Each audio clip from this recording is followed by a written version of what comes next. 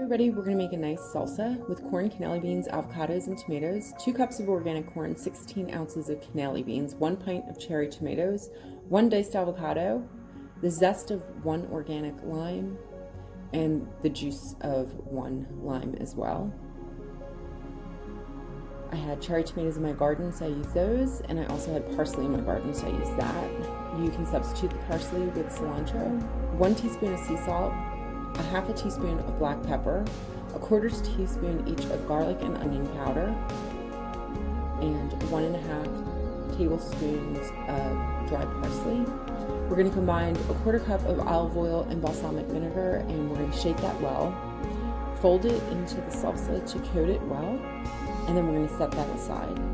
We're going to preheat our oven at 375, and we're going to get 12 wonton dough wrappers, and we're going to add some sea salt, garlic powder, and grapeseed oil to a little bowl, and we're going to brush that on both sides of the wonton wrappers. I actually saw a great video on YouTube for these wonton wrappers that they put them in little mini cupcake tins and made them like little shells, so it was more like a scoop for your dough.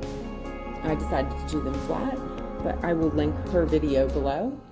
You're going to bake them until they're golden, and make sure like half through your bake time or when you start to see them get golden that you do flip them so they bake evenly. They will definitely be pretty hot when you take them out because of the grapeseed oil, so make sure you set them aside for a little bit, let them cool down a little bit before you enjoy them with your salsa.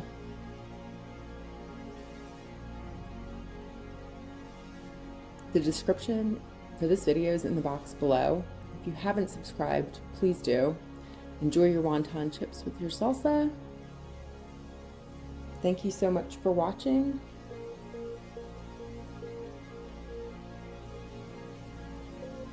Grazie. In amore e luce. Ciao. Till next time.